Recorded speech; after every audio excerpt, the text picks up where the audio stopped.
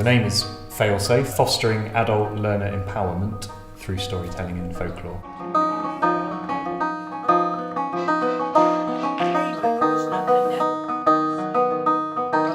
Over the 2-year project, we will mobilise 80 different adult learners. Relaxed.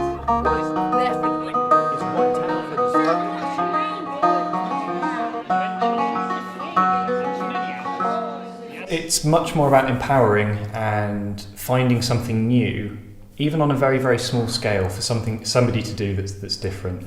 We're not looking at providing new jobs for people. We're not hoping that all 80 learners will come away from this project and become professional storytellers. It's about giving people a new experience, confidence.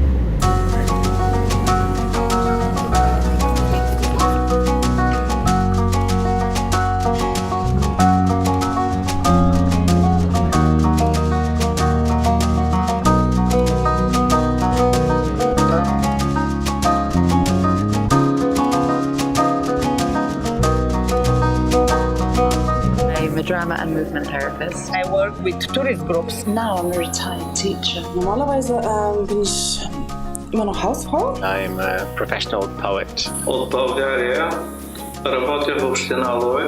I'm an archaeologist. I'm a student. Ich bin Märchenerzählerin.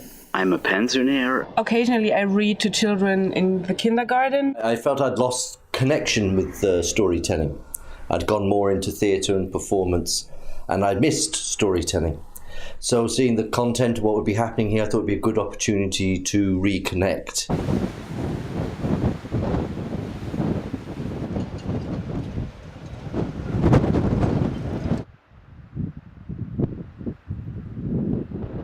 My name is Claire, and I will be your storyteller for the next 3 days. Over the next 3 days, we are going to work around what is needed to be a good storyteller. So I want you to tell me what you're afraid of. Just tell me, what are you afraid of? Being rubbish. Being rubbish, good. People won't understand. Being rubbish, did someone say over here rejection? Yes, what if they don't like it? They might not like me. Oh, lovely, I love that one. That's my favourite. What if they don't like me? What did you say over here? If something like this happened and then you stay there and can't do... You can't leave. Can't go to the exit. Right? Yeah, that's a fairly juicy fear list. Okay, great. So we're gonna put that away for now. And what I would like you to do is just know that all of your fears are in there. Yeah. Okay? This is what you look like when you're listening to a story. Now, as grown-ups, you start off as a grown-up, which means, yeah, I know what's going on and everything's fine. So I'm here and I'm a grown-up and yeah, go ahead, tell me a story. So this is a grown-up listening to a story.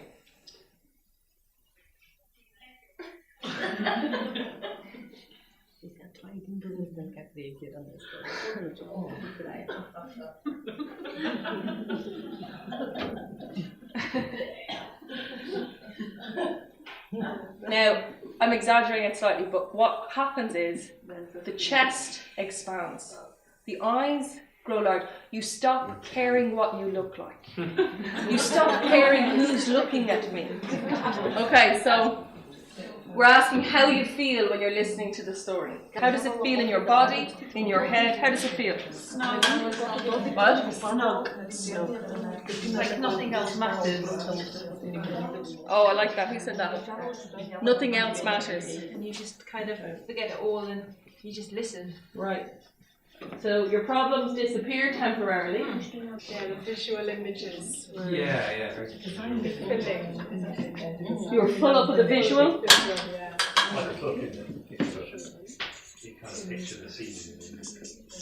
This is what I call the love list. So earlier on we had a very wonderful example of the fear list, which is where we like to live. This is what we think as storytellers. This is what we think before we tell. This is what we worry about. This is in our heads, fear. This is what happens to your audience Do you see the difference? So what I want you to do is keep this in your mind as we work and play over the next few days.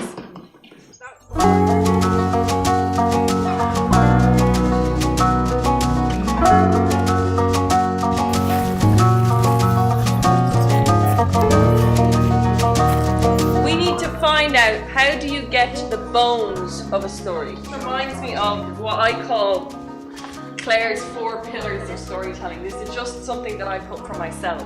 You have to choose a story that moves you, okay?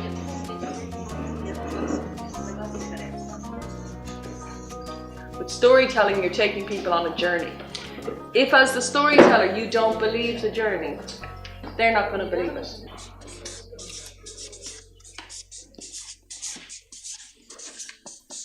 Know your story. The way to know your story is to know the bones. And the last thing that we're going to be working on this afternoon that ties into Tori's question from yesterday is this. You have to make it your own. In a very short space of time, they can be exposed to a tremendous range of different skills and techniques, and artistic people who have a similar background, even if they're from a different country. And it's sharing that knowledge, having a chance to have your own voice and listen to other voices. I think we can do that very well in a very, very compact environment in a short space of time.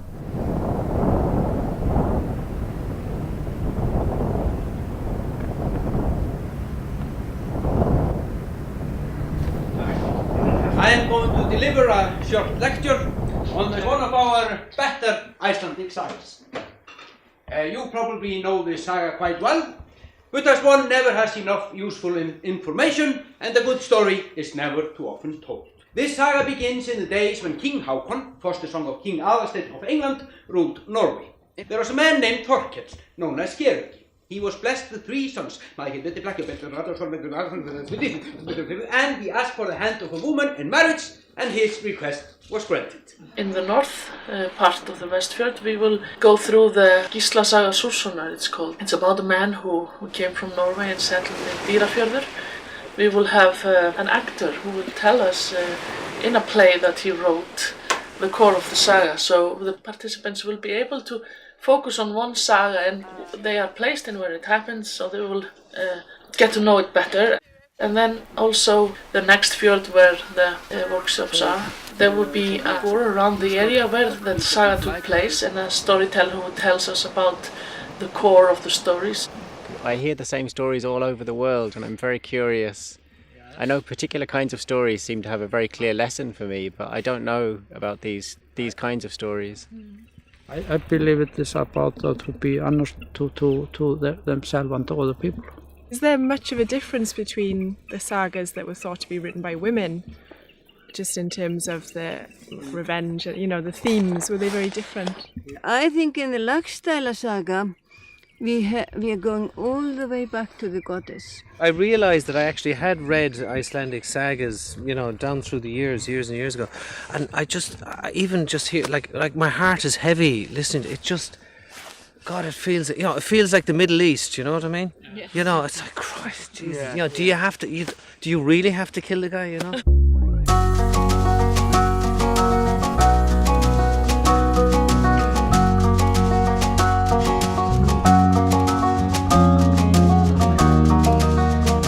I think my expectations were that I would be learning different storytelling skills. The other side was the international nature. Für mich ist das praktisch eine Weiterbildung. I have no expectations of it. Erwartungen waren freundliche Menschen, sehen, wie die erzählen. Also interesting is to get influence from other countries. I have been telling stories all my life. So it was a good idea to come here.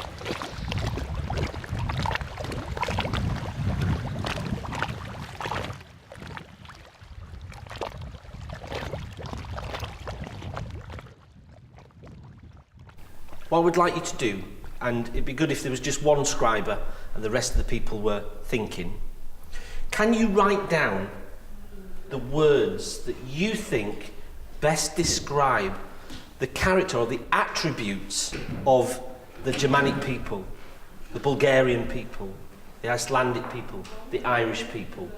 Now, just to be clear, it's not from an outsider's perspective. So this is about you looking inwards and thinking, these are the attributes that we think make up our national character.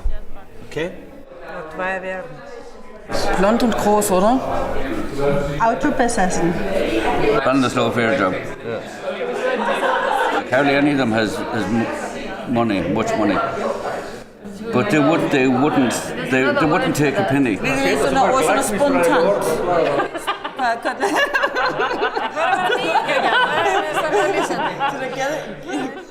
Job number 2. Look at your list and think of, if you had to put all those attributes to one side and just pick out the one attribute that you think is fundamental, take that attribute, build us a statue. One of you in the group be the clay.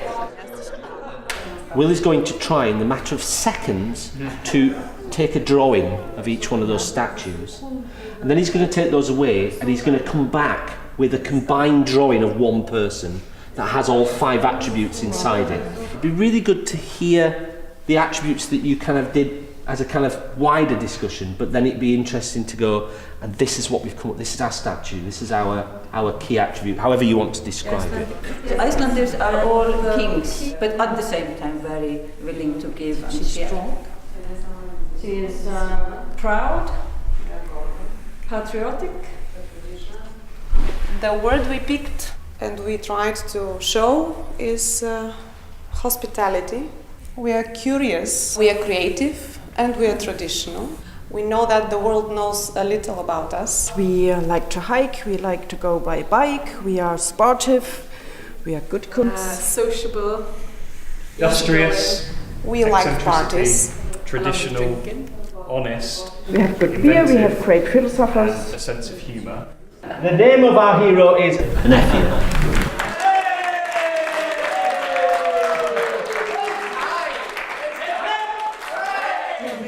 He has a world. We have a character that when we come to creating our story in sections, we can think of it like a book. We've broken the idea of the story into 3 parts. So we've created a hero, we've looked at the hero's place in the world, the landscape, and then we've created a journey. And so often in stories the journey is cyclical.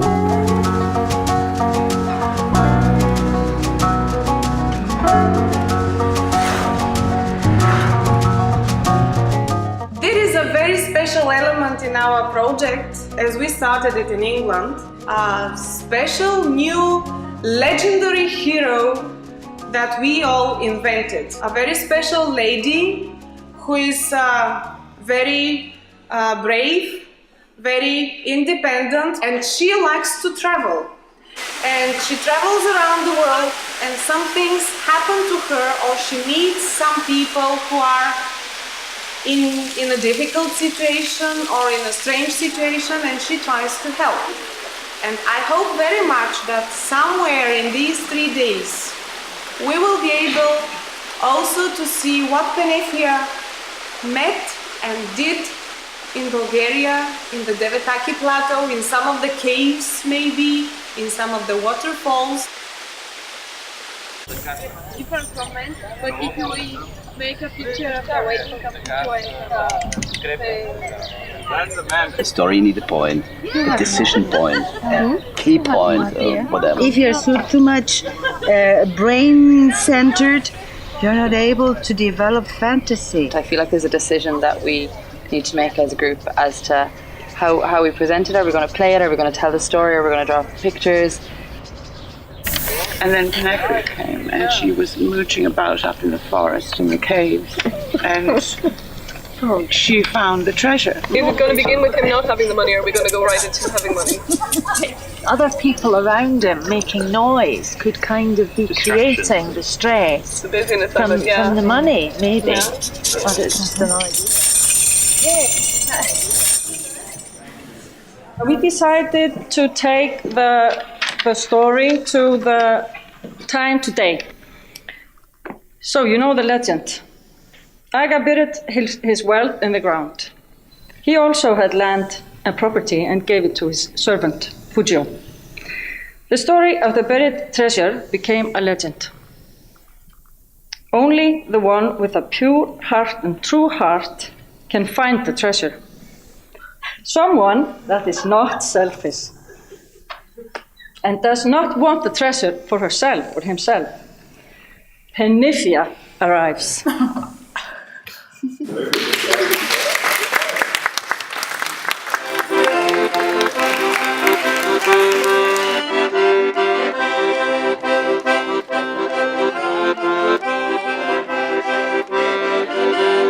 Tomorrow you will have the chance to meet Bulgarian folklore, because the project is also about folklore, and you will even learn some Bulgarian folklore dancing, because on Thursday there will be a big folklore festival.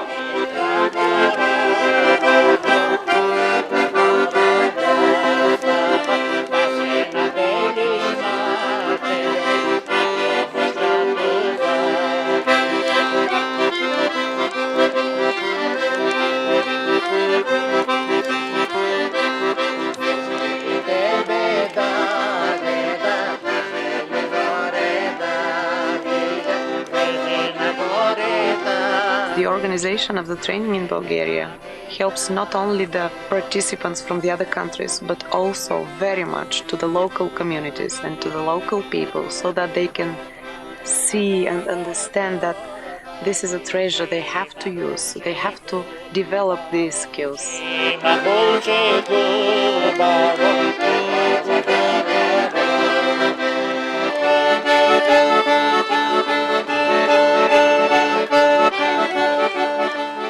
We're not going to fix the problems in Europe by telling a folk tale, but I think we can still add great value to people's understanding of European Union, which I know might sound corny, but we are European, and we have a lot of similarities. And we've been exploring that, and we will continue to explore that over the next 18 months.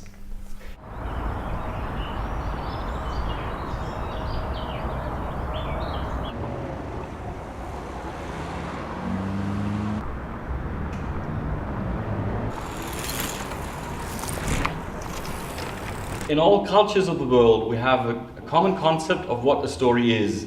What is the core of a story? Just guess.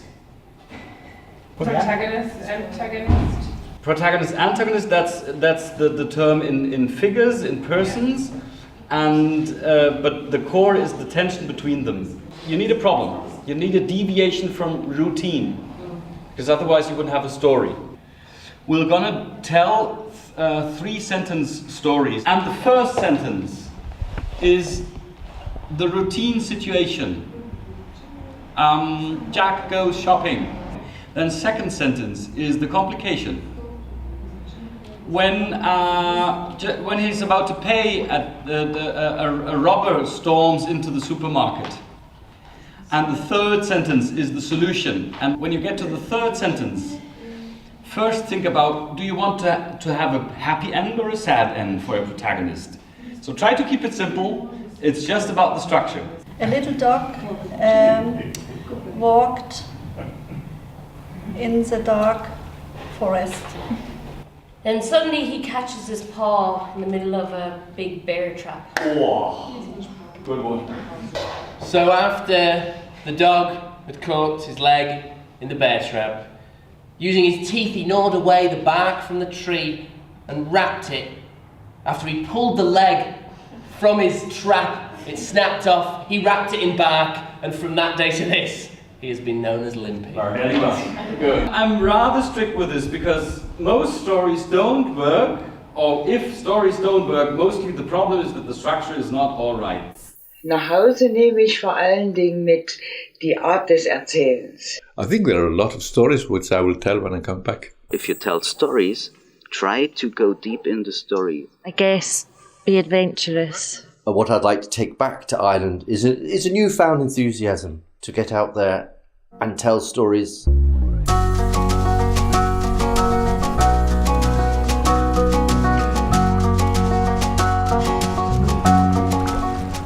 in the afternoon there will be people coming to listen to stories, and we'll have part of the afternoon to prepare the performance, and then 1 hour or so, more or less, in the afternoon to do it.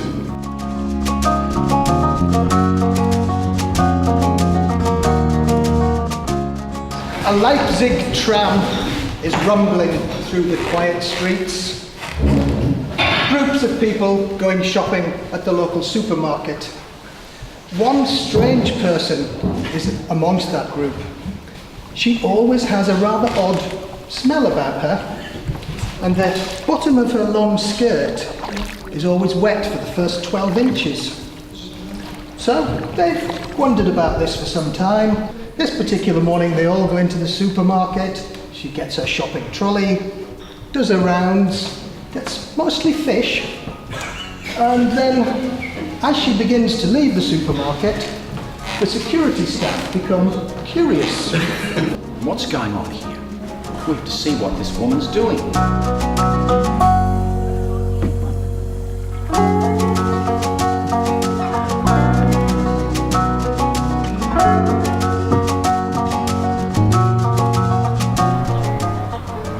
I want to give you a heartfelt welcome to this place. I'm Folklore, and I'm glad that you all found your way here.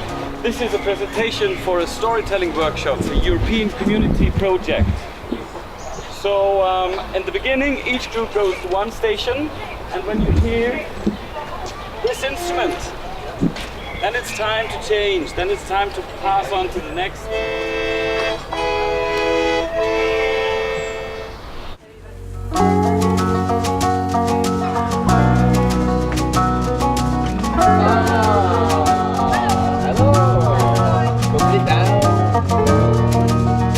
This is a story about a very beautiful place that is on the edge of where the land of the humans meet the land of the fairies.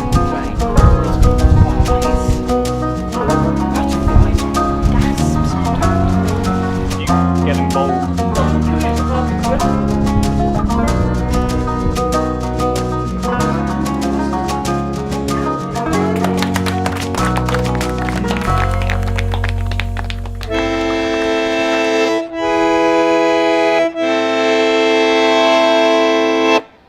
If somebody who's a stranger to this project in 2 years' time can look at what we've done and look at the achievements we've made and the resources we've created and get a sense of what we've been working on in 2 years, then I think that's the measure of success.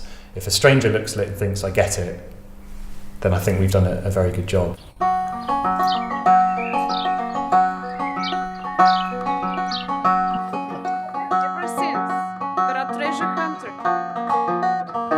Probably my favourite moment, though, in terms of storytelling and so on, during this project has been when someone who'd never told a story before told a story, and it was one that I hadn't heard since I was 5 years old, and it really made me feel just like a little boy again. Not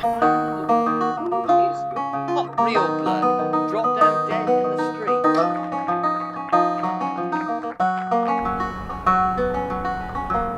I think it's really important that we have people who are not all performers or not all accountants or whatever. I think it's we forget we can get in little boxes ourselves, and we forget about other people's perspective.